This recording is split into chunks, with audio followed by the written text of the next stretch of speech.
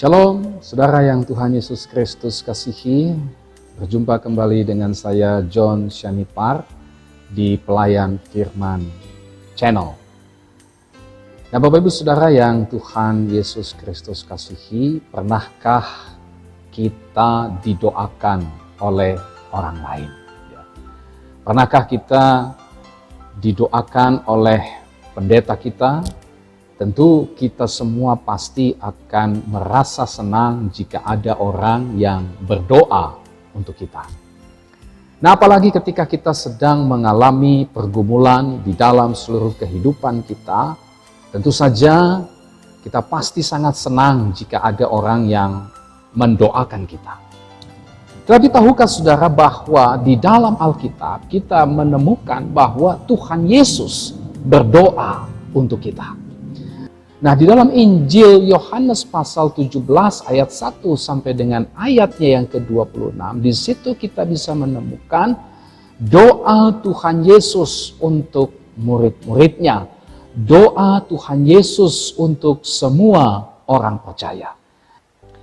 Nah, di dalam teks Yohanes 17 ayat 1 sampai dengan ayat 26 ini, saudara, kita akan melihat beberapa hal menyangkut doa Yesus untuk kita. Apa itu? Yang pertama adalah fakta Kristus berdoa untuk kita.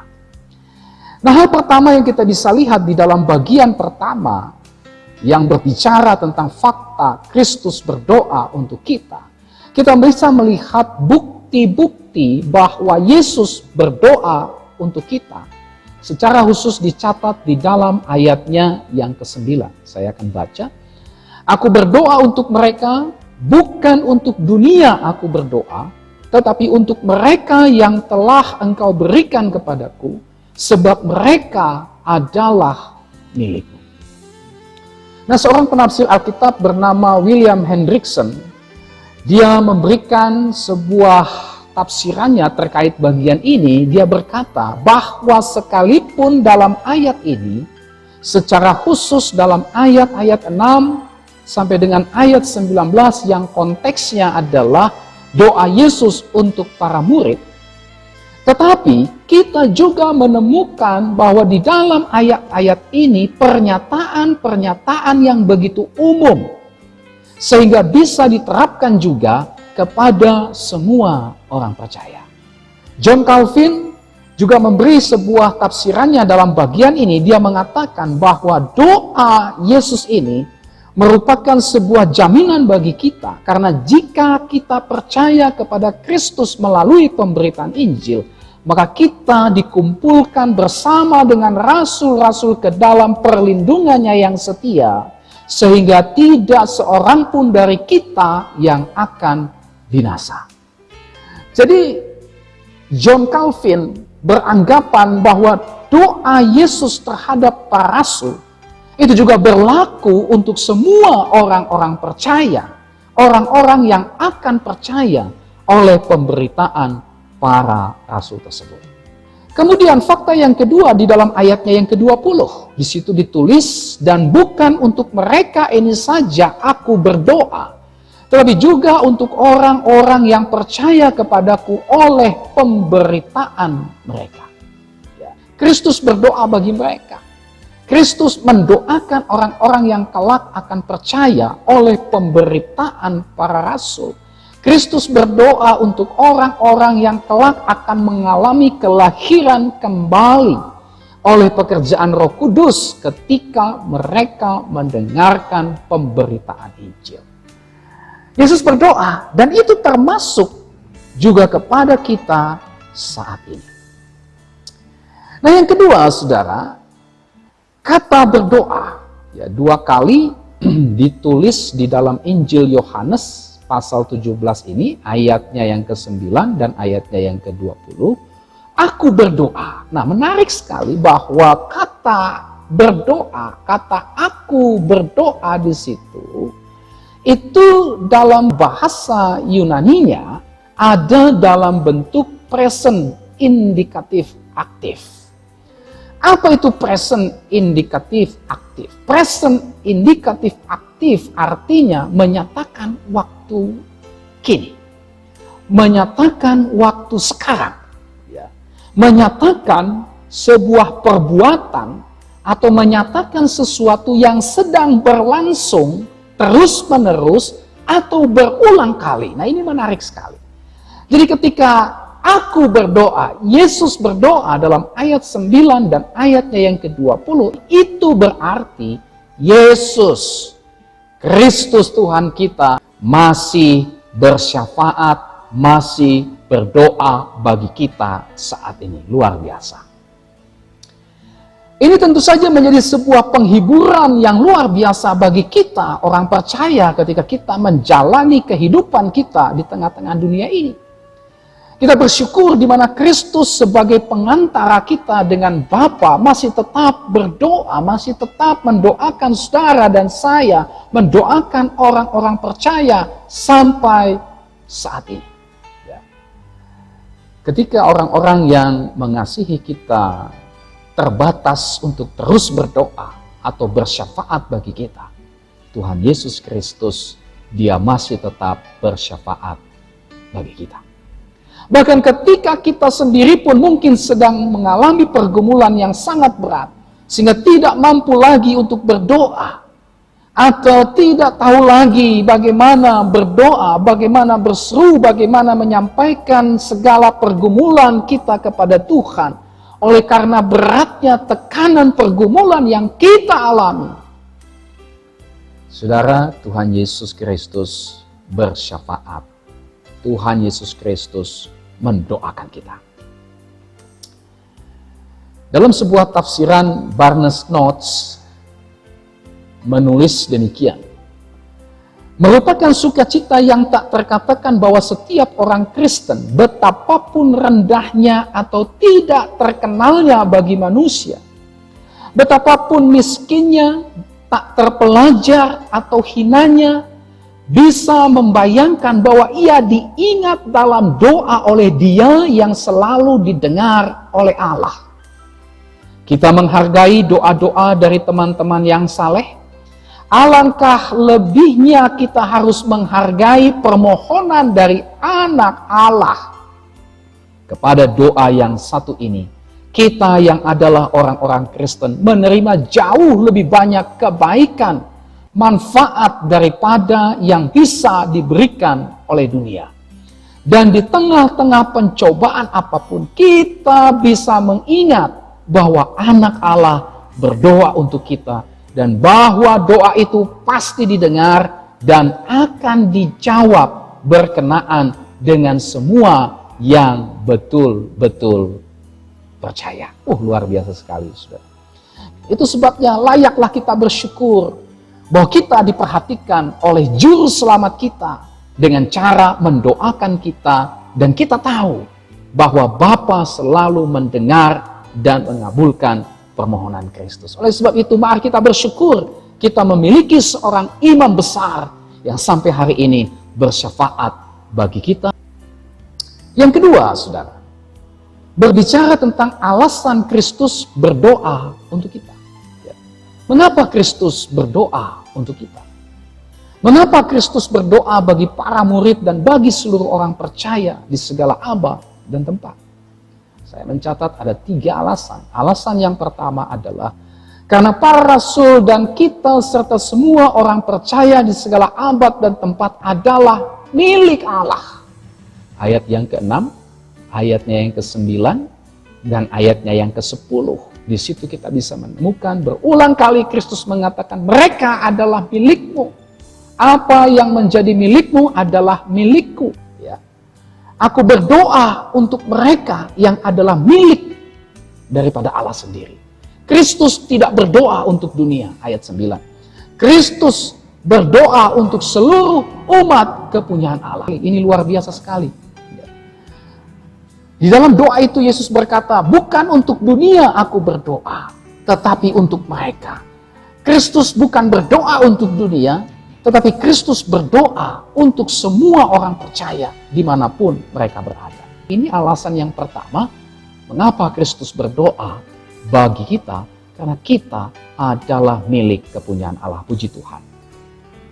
Yang kedua, mengapa Kristus berdoa? Karena para rasul kita dan semua orang percaya mengerjakan tujuan dan rencana Allah di dunia ini. Ayat 15 dan ayatnya yang ke-18.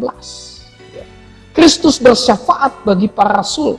Kristus bersyafaat bagi kita dan semua orang percaya, karena para rasul, kita dan semua orang percaya diutus ke dalam dunia untuk mengerjakan tujuan-tujuan Allah. Kristus bersyafaat bagi para rasul. Kristus bersyafaat mendoakan kita dan semua orang percaya supaya para rasul, supaya kita, supaya semua orang percaya terpelihara di dalam menjalankan tugas pengutusan, di dalam menjalankan tugas kesaksian, di dalam menjalankan kehidupan sebagai orang Kristen di tengah-tengah dunia ini. Kristus mendoakan kita. Kenapa? Karena kita ada di dunia ini untuk mengerjakan tujuan-tujuan Allah, untuk mengerjakan pekerjaan-pekerjaan Allah di dalam kehidupan kita. Yang ketiga, mengapa Kristus berdoa untuk kita? Karena kita membutuhkan anugerah Allah di dalam menjalani kehidupan Kristen kita di dunia ini. Kita jelas membutuhkan anugerah Allah. Kita tidak bisa bersandar kepada kekuatan kita sendiri. Kita tidak akan mampu untuk bisa menghadapi, mengatasi setiap tantangan dan pergumulan di dalam seluruh kehidupan kita. Kita tidak bisa untuk menghadapi godaan kuasa setan di dalam kehidupan kita dengan kekuatan kita sendiri. Kristus bersyafaat bagi kita supaya anugerah Allah dicukupkan di dalam kehidupan kita. Kita bersyukur, saudara yang Tuhan Yesus Kristus kasihi. Yesus berdoa supaya anugerah Allah dilimpahkan kepada kita. Sehingga ketika kita menghadapi berbagai situasi dan kondisi yang terjadi di dalam kehidupan kita, kita dimampukan, kita bisa melewati itu semua. Ketika kita berhadapan dengan godaan dosa, berhadapan dengan serangan iblis, tipu muslihat iblis, kita diberi anugerah Tuhan untuk bisa menghadapi itu semua, untuk bisa memenangkan pertarungan melawan godaan dosa, melawan keinginan daging, melawan setiap tipu muslihat iblis, dan juga melawan setiap ajaran sesat yang marak, yang berusaha mengaburkan iman percaya kita kepada Tuhan. Kita butuh anugerah Allah, dan Kristus bersyafaat bagi kita, sehingga anugerah Allah itu dicurahkan berlimpah kepada kita sebagai orang-orang percaya. Oh, puji Tuhan. Oleh sebab itu, apapun pergumulan dan tantangan yang saudara hadapi saat ini, ya, ketika kita mengetahui bagian firman Tuhan ini, seharusnya kita terus bersemangat. Jika Bapak Ibu Saudara ada yang sedang mengalami pergumulan dan saat ini nyaris kehilangan pengharapan, nyaris tidak punya lagi keyakinan, Alkitab mengatakan Kristus bersyafaat bagi engkau. Kristus berdoa memohon anugerah Allah, sehingga anugerah Allah dinyatakan kepada kita, sehingga kita dimampukan untuk menghadapi pergumulan dalam seluruh kehidupan kita. Apapun yang terjadi dalam kehidupan kita, secara khusus wabah COVID-19 ini yang berdampak kepada berbagai macam sektor kehidupan kita, yang mengguncang kehidupan kita, yang mengguncang kehidupan perekonomian kita dan seterusnya, mengguncang kehidupan aktivitas gerejawi kita. Tetapi jangan sampai itu mengguncang iman kita, karena janji Tuhan, karena firman Tuhan yang kembali memberi kekuatan menghibur kita. Kristus berdoa bagi kita, sehingga anugerah Allah diberikan kepada kita. Anugerah Allah dicukupkan bagi kita. Puji nama Tuhan. Yang ketiga, saudara, kita bisa melihat pokok-pokok doa atau syafaat dari Kristus Tuhan kita. Apa saja yang menjadi pokok doa atau syafaat Kristus bagi kita? Yang pertama, di dalam ayat 11 sampai dengan ayatnya yang ke-15, kita melihat Kristus bersyafaat bagi pemeliharaan kita. Dalam ayatnya yang ke-11, Tuhan Yesus berdoa, peliharalah mereka dalam namamu. Luar biasa. Nah, istilah peliharalah di dalam ayat 11 ini bisa diartikan dengan menjaga, mengawasi, memperhatikan, melindungi. Bisa juga diartikan dengan mentaati atau menuruti atau melakukan. Jadi peliharalah di dalam ayat 11 ini maknanya adalah satu, atau yang pertama, ini berhubungan dengan ketaatan kita. Peliharalah ini mempunyai makna memelihara perintah-perintah atau perkataan-perkataan dalam arti mematuhinya.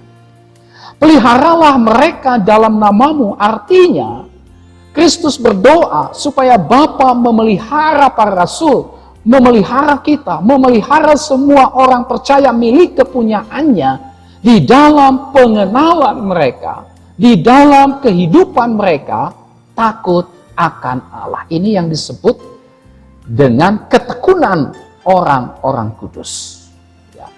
Kristus berdoa bagi kita supaya kita dipelihara di dalam iman kita kepada Allah.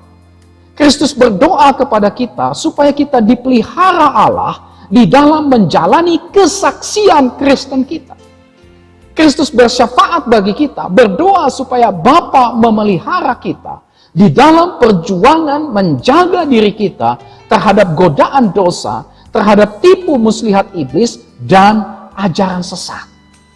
Kristus bersyafaat bagi kita, berdoa kepada Bapa supaya Bapa memelihara kita di dalam menghadapi penderitaan, di dalam menghadapi aniaya dunia ini. Peliharalah mereka. Ini ada berhubungan dengan bagaimana ketekunan kita di dalam mengikut Tuhan. Kita diberi anugerah Allah, kita dipelihara oleh Allah sehingga kita kuat, sehingga iman kita tetap teguh, sehingga kita terus ditopang oleh Tuhan. Ketika kita mulai bimbang, Tuhan menguatkan kita. Ketika kita mengalami pergumulan yang cukup berat, Tuhan memberi penghiburan kepada kita. Ketika kita menghadapi pergumulan yang sulit, Kristus memberikan hikmat sehingga iman kita terus bertumbuh, terus semakin dewasa, menghasilkan buah-buah kebenaran seperti yang dikehendaki Allah, yang dikerjakan oleh anugerah Allah tersebut. Ini yang disebut memelihara. Kristus berdoa supaya Tuhan memelihara kita. Ini ada hubungannya sekali lagi dengan ketekunan kita di dalam mengikut dan melayani Tuhan. Seorang penafsir Alkitab bernama Matthew Henry, dia menulis tafsiran dari bagian ini. Dia berkata begini, saudara. Dia menempatkan mereka di bawah pengawalan ilahi supaya mereka tidak melarikan diri dari kewajiban mereka. Dan supaya mereka tidak dibuat menyimpang oleh ketidaksetiaan hati mereka. Jagalah mereka supaya tetap tulus hati dan jujur dalam segala hal. Jagalah mereka supaya tetap menjadi murid-murid. Jagalah mereka untuk tetap melakukan kewajiban mereka. Kita membutuhkan kuasa Allah bukan saja untuk menempatkan diri kita di bawah anugerah, melainkan juga untuk memelihara kita agar tetap ada di dalam anugerah tersebut. Yohanes 10 ayat 28 sampai 29 dan 1 Petrus pasal 1 ayatnya yang kelima. Ya. Tuhan memelihara kita supaya kita tidak melarikan diri dari panggilan kita. Tuhan memelihara kita supaya kita tidak menyimpang oleh ketidaksetiaan di dalam hati kita. Ya. Kita dipelihara Allah, bukan hanya kita ditempatkan di bawah anugerah Allah, tetapi juga kita dipelihara agar supaya tetap ada di dalam anugerah Allah tersebut. Ini luar biasa sekali. Kristus bersyafaat bagi kita supaya kita tetap terpelihara oleh Bapa dalam ketekunan kita sebagai orang-orang percaya. Oleh sebab itu, kita bersyukur jika gereja masih ada saat ini. Meskipun sekarang aktivitas gereja tidak bisa berjalan seperti biasa oleh karena pandemi COVID-19 ini. Tetapi iman dan ketekunan kita untuk beribadah kepada Tuhan tidak berkurang. Tempat bisa berganti, tetapi tempat tidak menentukan semangat dan ketekunan kita di dalam beribadah kepada Tuhan. Oleh karena apa? Oleh karena jaminan pemeliharaan Tuhan itu nyata di dalam seluruh kehidupan kita. Oleh karena Kristus bersyafaat supaya anugerah Allah itu dilimpahkan kepada kita. Sehingga kita terus bertekun, kita dimampukan untuk setia mengikuti Tuhan, untuk setia melayani Tuhan, untuk setia beribadah kepada Tuhan meskipun situasi dan kondisi berubah-ubah. Oleh sebab itu, mari kita bersyukur jika gereja, jika kita masih bisa beribadah walau hanya di rumah saat ini. Kita bersyukur kekristenan tetap ada sampai saat ini meskipun mengalami persekusi, meskipun mengalami aniaya dari orang-orang yang membenci kekristenan, dari orang-orang yang intoleran. Kristus bersyafaat, Allah tetap memelihara kekristenan sampai saat ini. Kita bersyukur meskipun kita mengalami kegagalan dan kejatuhan, tapi Allah menopang kita sehingga kita tidak dibiarkan jatuh tergeletak. Kita belajar dari kejatuhan kita. Kita bangkit dan terus melangkah semakin bertumbuh di dalam topangan tangan Tuhan yang tidak membiarkan kita jatuh sampai tergeletak. Semua itu menunjukkan bahwa doa Kristus didengar dan dijawab oleh Bapa di sorga. Semua itu menunjukkan bukti pemeliharaan Allah kepada kita dan semua orang percaya lainnya. Kristus bersyafaat bagi kita supaya kita dipelihara di dalam menjalani kehidupan iman kita di dalam dunia ini. Oleh sebab itu, mari kita terus bertekun di dalam iman kita kepada Allah. Meskipun kita saat ini mengalami pergumulan secara khusus di tengah wabah COVID-19 ini yang sudah memberikan dampak yang luar biasa dalam segi berbagai macam kehidupan manusia, kita tidak gentar. Kita tidak putus asa, karena anugerah Allah, pemeliharaan Allah dinyatakan kepada kita. Karena Kristus bersyafaat bagi kita, sehingga kita tetap dipelihara Allah di dalam menjalani perjuangan untuk tekun di dalam iman kita kepadanya di tengah situasi dan kondisi apapun. Yang kedua, saudara, kata peliharalah bisa juga diartikan sebagai pengawasan yang sikapnya melindungi. Kristus berdoa supaya Bapa memelihara kita orang percaya dalam arti mengawasi kita untuk melindungi kita daripada yang jahat. Peliharalah mereka dalam namamu, berarti Kristus berdoa supaya Bapa melindungi kita dari si iblis. Ya. Supaya kita tidak terlena dan menyerah terhadap godaan dan tipu muslihat iblis. Supaya kita berjaga-jaga dan tidak memberi kesempatan, tidak menyerah, tidak tunduk kepada godaan iblis. Supaya kita melawan iblis. Pemeliharaan Allah berbicara tentang menjaga dan melindungi kita dari kuasa iblis. Ini doa Yesus. Supaya kita terpelihara, supaya jangan sampai kita terlena terjebak dari tipu muslihat iblis, kita peka terhadap tipu muslihat iblis, dan kita menolak setiap godaan iblis dan melawan serangan iblis. Yang kedua, perlindungan daripada yang jahat adalah Kristus berdoa supaya Bapa memelihara kita agar kita jangan hidup di dalam kejahatan. Jangan kita terus-menerus berbuat jahat. 2 Korintus 13 ayat 7. Agar kita tidak kalah oleh kejahatan. Agar kita jangan menginginkan hal-hal yang jahat. Agar kita jangan mengikuti kejahatan dunia ini. Termasuk kejahatan berjubah rohani. Saya ingin mengajak kita melihat satu bagian firman Tuhan dari Injil Matius. Pasalnya yang ke-7 ayat 21 sampai dengan 23. Ya. Demikian firman Tuhan, Injil Matius pasal 7 ayat 21 sampai 23. Bukan setiap orang yang berseru kepadaku Tuhan, Tuhan akan masuk ke dalam kerajaan Allah, melainkan dia yang melakukan kehendak Bapakku yang di sorga. Pada hari terakhir banyak orang akan berseru kepadaku, Tuhan, Tuhan, bukankah kami bernubuat demi namamu dan mengusir setan demi namamu dan mengadakan banyak mujizat demi namamu juga? Pada waktu itulah aku akan berterus terang kepada mereka dan berkata, aku tidak pernah mengenal kamu, enyahlah daripadaku, kamu sekalian pembuat kejahatan. Kamu sekalian pembuat kejahatan. Mereka ternyata adalah pembuat kejahatan, membuat kejahatan, saudara.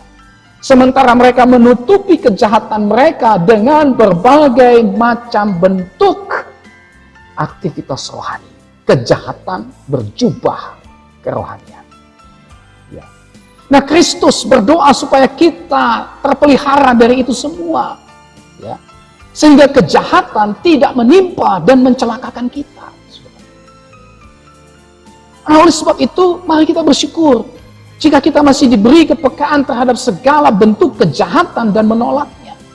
Kita bersyukur kita mampu menolak setiap kejahatan, ya, setiap godaan untuk berbuat jahat, bahkan membongkar kejahatan. Ya, kita tidak mau karena tahu itu jahat. Kita tidak ikut-ikutan untuk berkecimpung melakukan hal-hal yang jahat, termasuk juga membongkar kejahatan berjubah rohani sekalipun, meskipun ya, kita harus mendapat kecaman oleh karena sikap kita membongkar segala bentuk kejahatan, termasuk kejahatan berjubah rohani. Ya. Inilah bentuk pemeliharaan Tuhan bagi kehidupan kita. Syafaat Kristus yang kedua adalah Kristus bersyafaat bagi kekudusan kita. Ayatnya yang ke-17. Kuduskanlah mereka dalam kebenaran, firman-Mu adalah kebenaran. Nah, istilah kudus ini secara negatif berarti dipisahkan dari semua yang jahat. Sehingga dengan demikian menjadi oposisi, menjadi kontras bagi semua dosa dan kepentingan duniawi. Kudus. Tetapi secara positif, kudus itu berarti juga penyerahan atau persembahan diri kepada Allah. Sehingga kudus berarti memisahkan diri dari semua kecemaran, menolak godaan, dan menyerahkan diri sepenuhnya kepada Allah untuk menggenapi rencana dan tujuan Allah sendiri. Ayatnya yang ke-18 di dalam Injil Yohanes pasal 17 ini. Ya. Jadi pengudusan berarti dikhususkan dari dunia. Saudara dan saya dipisahkan dari dunia. Saudara dan saya dipisahkan dari semua kejahatan, kecemaran dunia ini. Sehingga saudara dan saya menjadi oposisi, menjadi kontras dengan semua dosa dan kepentingan dunia. Tetapi di sisi yang lain, di saat yang bersamaan, kita mengerjakan tugas dan panggilan pelayanan kita di tengah-tengah dunia ini. Kristus berdoa kepada Bapa supaya para murid, supaya kita, supaya semua orang percaya dikuduskan di dalam kebenaran. Ayat 17, kuduskanlah mereka dalam kebenaran, firman-Mu adalah kebenaran. Kebenaran itu adalah firman Allah. Firman Allah ini bukan hanya merupakan satu-satunya kebenaran yang murni, ya, tetapi juga merupakan seluruh kebenaran tanpa celah sedikit pun. Firman Allah adalah seluruh kebenaran yang final, ya, yang diberikan kepada kita, umat Tuhan, orang percaya hari ini. Firman itulah yang menjadi benih untuk kelahiran baru. 1 Petrus pasal 1 ayat 23. Tapi juga firman itu adalah makanan bagi kehidupan yang baru tersebut. 1 Petrus 2 ayat 1 sampai dengan ayatnya yang kedua. Jadi ketika Kristus bersyafaat bagi kita kepada Bapa, salah satu pokok doanya adalah supaya kita hidup di dalam kekudusan. Dan kekudusan kita itu ada di dalam kerangka kebenaran firman Tuhan. Kekudusan kita itu berdasar selaras dengan firman Tuhan. Sehingga apa yang kita pikirkan, apa yang kita kerjakan, apa yang kita putuskan di dalam seluruh kehidupan kita, itu selaras dengan kebenaran firman Allah. Firman Allah lah yang menguduskan kita sehingga kita hidup kontras dengan dunia. Kita bisa melayani Tuhan. Dan kita tidak bisa gampang diombang-ambingkan, dipengaruhi oleh berbagai ajaran sesat, oleh berbagai macam klaim-klaim oknum yang mengaku pendeta hamba Tuhan mendapat wahyu lain selain Alkitab. Bahkan ada yang berani berkata bahwa Tuhan pun masih bisa berbicara selain di dalam Alkitab, sehingga klaim wahyunya tersebut sejajar dengan Alkitab. Hati-hati, saudara. Inilah kekudusan kita yang berdasar kepada kebenaran firman Tuhan. Nah, seorang penafsir Alkitab bernama Dave Hagelberg, dia mengutip pernyataan Carson terkait ayat 17 ini. Dia berkata begini, pengikut Tuhan Yesus dikhususkan bagi dunia dan dikhususkan bagi pekerjaan Allah hanya sejauh pikiran dan kelakuan mereka disesuaikan dengan kebenaran, yaitu firman wahyu ayat 6. Yang dinyatakan terutama dalam Tuhan Yesus, dalam kurung, dia sendiri adalah kebenaran menurut pasal 14 ayat 6, dan dia sendiri adalah firman Allah yang menjelma menjadi manusia menurut pasal 1 ayat 1 dan ayat 14, yang sekarang tercantum dalam kitab ini. Oleh sebab itu, marilah kita terus hidup di dalam kekudusan, yakni hidup di dalam kebenaran firman Tuhan. Mari jadikan firman Tuhan sebagai dasar dan sumber kekudusan kita, bukan hikmat manusia, apalagi hikmat dari dunia ini. Yang ketiga, saudara, apa pokok doa Kristus? Yang ketiga, Kristus bersyafaat supaya orang percaya menjadi satu. Ayat 21 sampai dengan ayat 22. Apa yang dimaksud oleh Yesus ketika dia berdoa? Bapa, biarlah mereka menjadi satu, sama seperti kita. Sama seperti engkau dalam aku dalam engkau. Yang jelas menjadi satu yang dimaksud Yesus dalam doanya ini bukan berarti menjadi satu denominasi. No.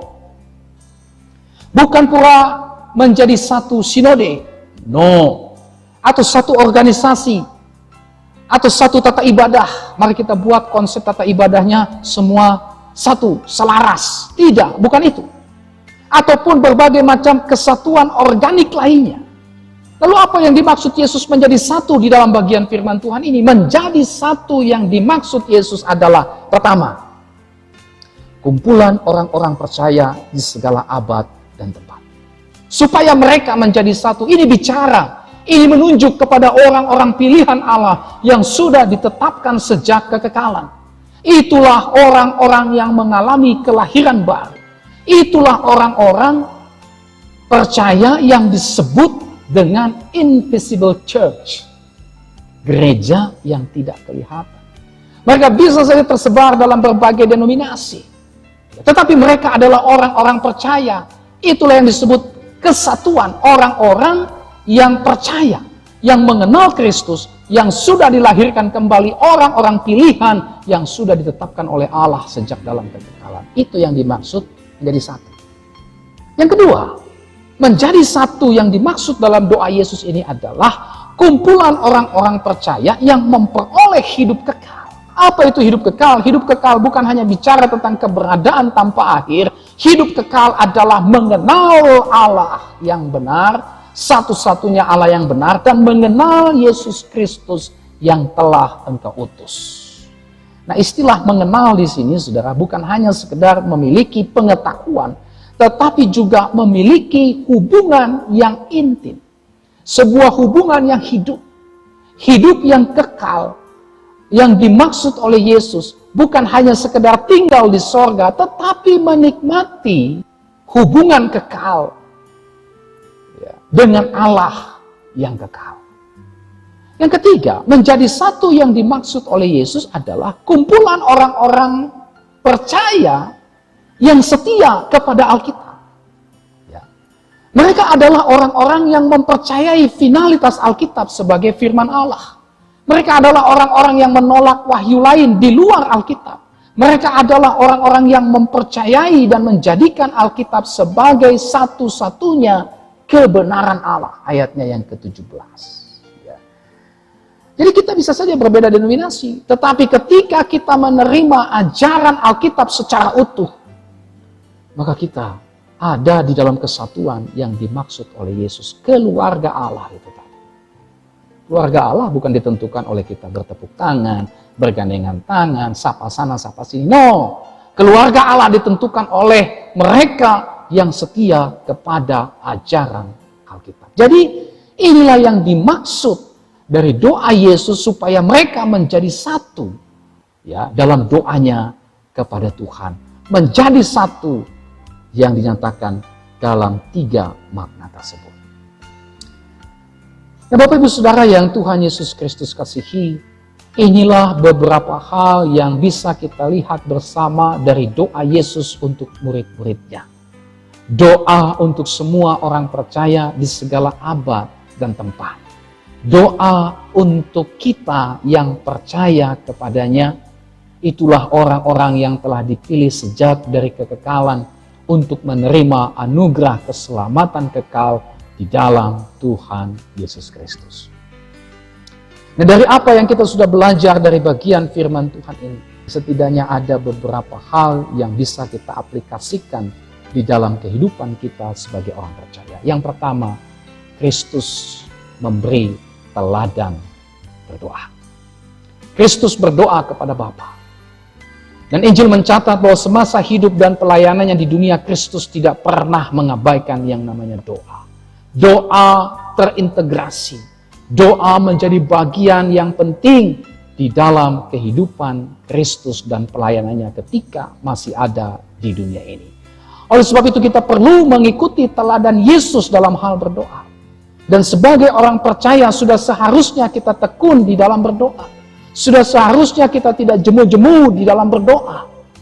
Doa adalah bagian penting di dalam kehidupan kita. Sama seperti Kristus menjadikan doa sebagai bagian di dalam hidup dan pelayanannya.